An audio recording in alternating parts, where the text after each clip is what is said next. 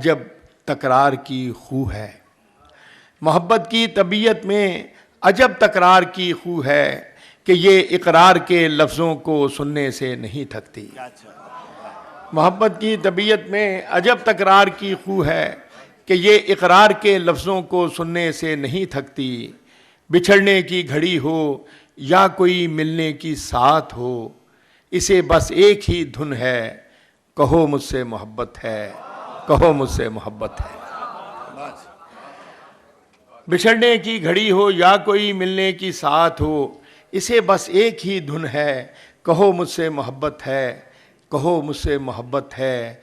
तुम्हें मुझसे मोहब्बत है, समुंदर से कहीं गहरी, सितारों से सिवा रोशन, हवाओं की तरह दायम, पहाड़ों की तरह कायम, ज़मीं से आसमां तक जिस कदर अच्छे मनाजर हैं, मोहब्बत के कनाए हैं, वफा के इस्तिआरे हैं।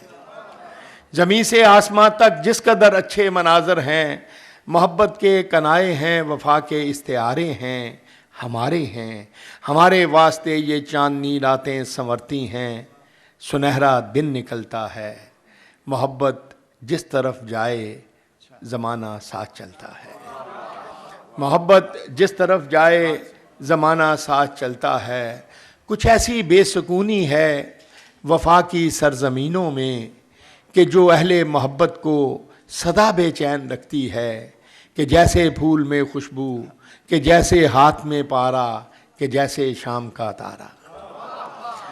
कुछ ऐसी बेसुकूनी है वफा की सरज़मीनों में कि जो अहले मोहब्बत को सदा बेचैन रखती है, कि जैसे फूल में खुशबू, के जैसे हाथ में तारा पारा, के जैसे शाम का तारा। मोहब्बत करने वालों की सहर रातों में रहती है। मोहब्बत करने वालों की सहर रातों में रहती है। गुमा के शाखचों में आशियाँ बनता है उल्फत का, ये ऐने वस्ल में भी हिजर के खदशों में रहती है। गुमा के शाखचों में आशियाँ बनता है उल्फत का, याने वस्ल में भी हिजर के खदशों में रहती है। आखिरी बंद है इसका कि मोहब्बत के मुसाफिर ज़िंदगी जब काट चुकते हैं, मोहब्बत के मुसाफिर ज़िंदगी जब काट चुकते हैं, थकन की किरचियाँ चुनते वफा की अजरकें पहने, समय की रह गुज़र की आखिरी सरहद पे रुकते हैं, तो कोई डूबते सांसों की डोरी थाम कर धीरे से कहता है, ये सच है ना हमारी ज़िंदगी एक दूसरे के नाम लिखी थी। तो कोई डूबते सांसों की डोरी थाम कर धीरे से कहता है, ये सच है ना हमारी ज़िंदगी एक दूसरे के नाम लिखी थी। धुंधलका सा जो आँखों के करीबो दूर फैला है, इसी का नाम चाहत है। तुम्हें मुझसे मोहब्बत थी, तुम्हें मुझसे मोहब्बत है। मोहब्बत की तबीयत में ये कैसा बचपना कुदरत ने रखा है। बहुत शुक्रिया। पानी जरा सा मुझे दे दो। ना मैं दे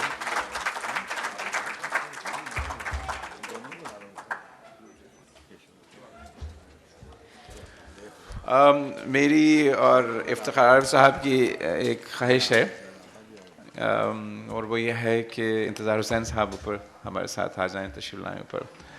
नहीं आ जाइए, आप आ जाइए, आप आ जाइए, आइए आ जाइए, आ जाइए।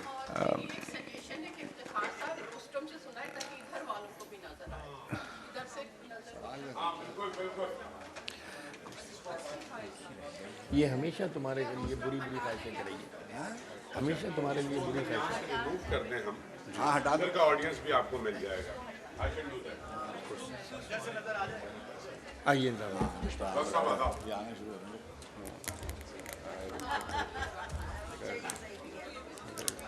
क्या कहने मुंतज़िर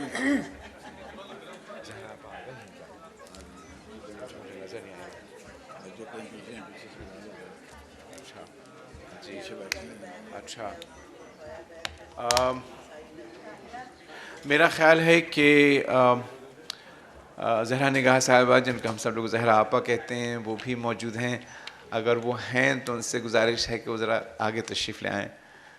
और मैं देखता हूँ अगर एक कुर्सी मिल जाए तो मैं उनसे भी गुजारिश करूँगा, तो फिर कुर्सी यहाँ रखवा दीजिए, कुर्सी यहाँ रखवा दीजिए, मैं उनको यहाँ ज़हमत दूँगा हमारे साथ आके बैठ जाए। जी जी कुर्सी पहुंचवा दीजिए किसी से, किसी मुंतजिम से। नजर नहीं आई मुझे। और उनको फिर मैं हैं नहीं है? नहीं है मेरे ख्याल में। नहीं है, नहीं है। अच्छा खैर, ठीक ठीक ठीक ठीक है, बस इधर है। एहतियातन रख दो, कोई आई है। हाँ कोई जी जी जी। अच्छा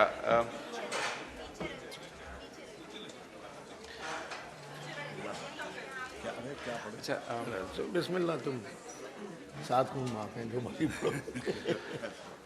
अच्छा मैं ये चाह रहा था कि मैं ज़रा सा छेड़ दूं और फिर वो बात शुरू हो जाए। एक बात जो शमीम हनफी साहब ने लिखी है गालिब की तख्लीकी हिस्सियत में, जो बहुत मुनासिब बात है और बहुत सच्ची बात है, और वो ये है कि अगर शायर की शायरी को उसके सवानह के तौर पर पढ़ा जाए तो ये बहुत बड़ी बेतौफ़ीक़ी है। और वो कहते हैं कि ये इतनी बड़ी तौफ़ीक़ी है बेतौफ़ीक़ी है जिसका इलाज मुमकिन नहीं है। तो ये तो मैं नहीं चाहता कि आपकी ज़िंदगी को मैं कशीद करूं आपकी शायरी से, लेकिन जिस ज़माने में आप लंदन तशरीफ़ ले गए, मुझे याद है कि जाने से पहले भी मुफस्सल मुझसे गुफ्तगू होती रही, क्योंकि मैं वहाँ पढ़ता था। बहुत बातें होती थीं, मियाँ वहाँ का माहौल कैसा है और कौन लोग हैं और क्या है। कुछ एक कैफियत थी तज़ब्ज़ुब की। फिर आप चले गए और फिर उस ज़माने में कुछ अजीब व गरीब गज़लें हैं आपकी और अजीब नज़में हैं, जिनमें ये है मौजू मिट्टी से दूरी का और हिजरत का। तो मैं चाहता हूँ कि वो कुछ आप गज़लें सुना दीजिए और फिर हम बात आगे बढ़ाते हैं। ख्वाब की तरह बिखर जाने को जी चाहता है, ऐसी तन्हाई के मर जाने को जी चाहता है। तो उसमें है ना कि वो शाम होती है तो घर जाने को जी चाहता है। मैं चाहता हूँ उस तरह की कुछ आप सुना दीजिए गज़लें, और साथ साथ बहुत दिनों से वाली गज़ल जो आपकी है वो उसी ज़माने में कही गई, हम क्या हमारी हिजरत क्या वाली गज़ल सुना दीजिए और फिर बात आगे बढ़ाते हैं।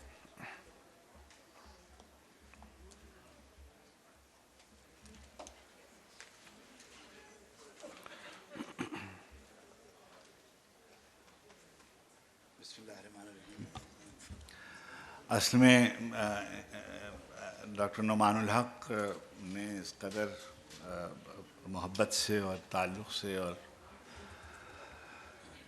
एक पुराने रिश्ते के हवाले से, मैं इनके वालिद माजिद हज़रत मौलाना मुंतखबुल हक साहब के न्याज़मंदों में था, और जिस ज़माने में पाकिस्तान टेलीविज़न से वाबस्ता था और रेडियो से वाबस्ता था, तब इनके घर बहुत हाज़िरी होती थी। और पाकिस्तान टेलीविज़न पर जब पहली दफ़ा मजहबी प्रोग्राम शुरू हुए तो वो उसके बानियों में थे इश्तियाक़ हुसैन कुरैशी साहब और मौलाना मुंतखबुल हक साहब और डॉक्टर मंजूर अहमद उस ज़माने में मेज़बानी के फ़राइज़ अंजाम देते थे।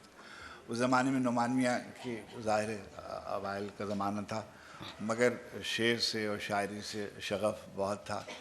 और वो जो अहमद मुश्ताक़ का शेर है कि नए दीवानों को देखें तो खुशी होती है, हम भी ऐसे ही थे जब आए थे वीराने में। वाह।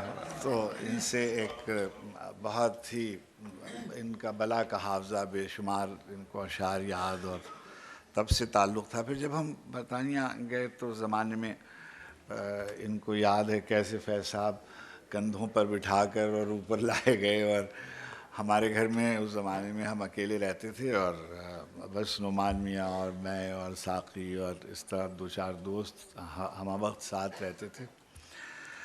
तो पहली पहली गज़लें जो वहाँ हुई वो इनको सुनाई जाती थी, और जैसे इन्होंने कहा कोई शायरी जैसी थी हमारी हैसियत से। और मैंने कहीं अभी जाकर ये बात लिखी भी है कि जो मेरी ज़ादे राह जो है वो मेरे सफ़र से ज़्यादा है, ये हुनर की दाद मेरे हुनर से ज़्यादा है, मेरी ज़ादे राह मेरे सफ़र से ज़्यादा है। मैंने बहुत कम लिखा, और बहुत से बुज़ुर्ग और करम फरमा और जो बहुत मोहब्बत करते हैं तो फिर वो गुस्सा भी करते हैं और अपने एहसास का इजहार भी करते हैं। तो उनके लिए मैंने गज़ल लिखी थी उसी ज़माने में, और वो मैं उससे आगाज़ करता हूँ। इंतज़ार है आपकी इजाज़त। जैसा हूँ वैसा क्यों हूँ समझा सकता था मैं, जैसा हूँ वैसा क्यों हूँ समझा सकता था मैं, तुमने पूछा तो होता बतला सकता था मैं। जैसा हूं वैसा क्यों हूं समझा सकता था मैं। तुमने पूछा तो होता बतला सकता था मैं। आसूदा रहने की ख्वाहिश मार गई वरना, आसूदा रहने की ख्वाहिश मार गई वरना आगे और बहुत आगे तक जा सकता था मैं।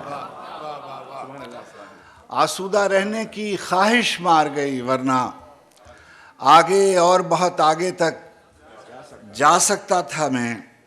छोटी मोटी एक लहर ही थी मेरे अंदर, छोटी मोटी एक लहर ही थी मेरे अंदर।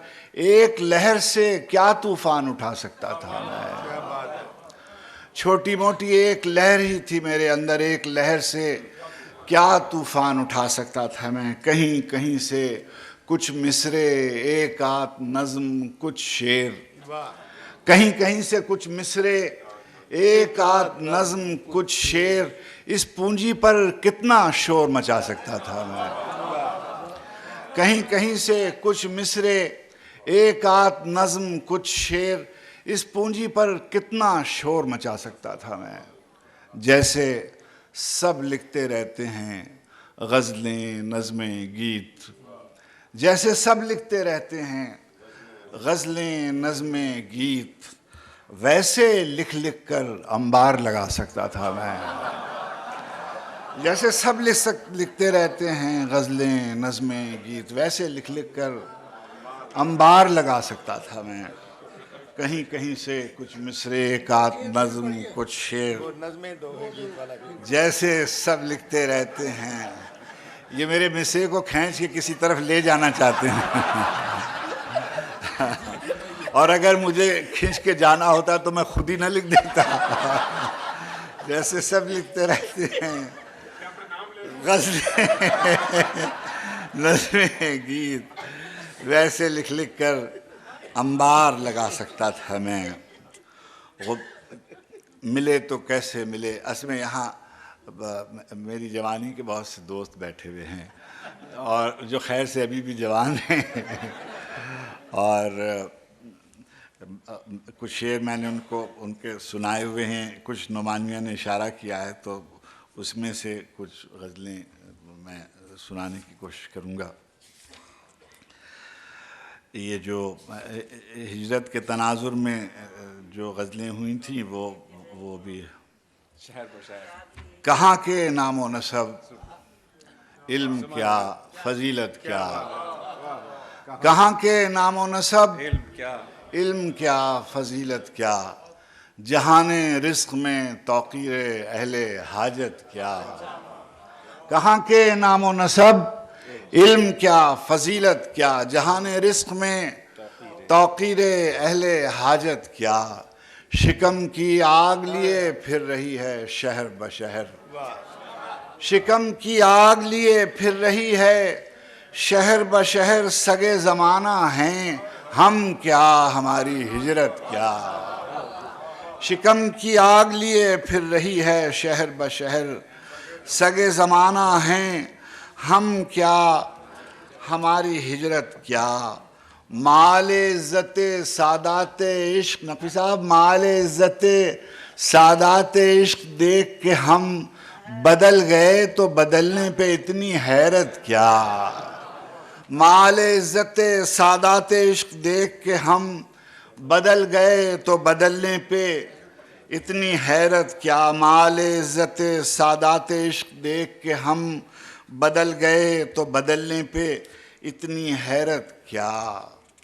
बदल गए तो बदलने पे इतनी हैरत क्या।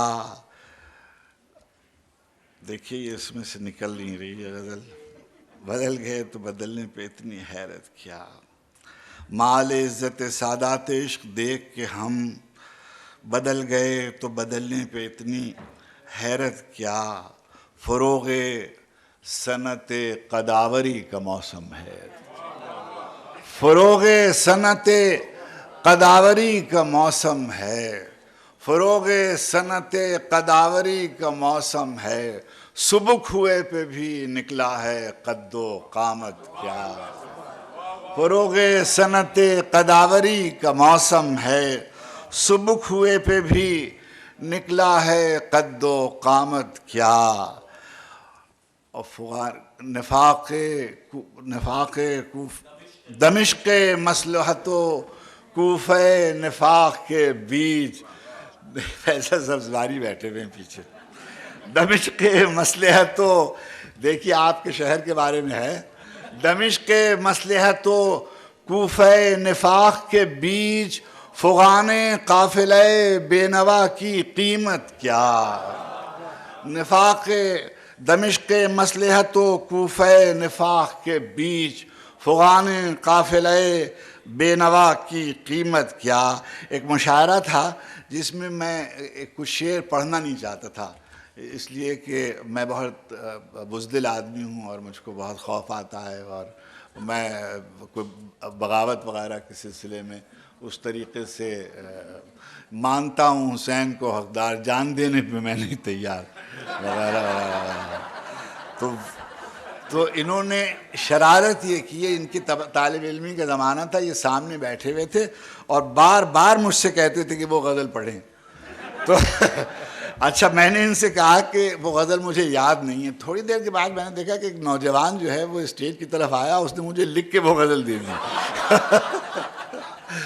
वो फैसल सब्ज़वारी थे। वो मैं गज़ल पढ़ता हूँ।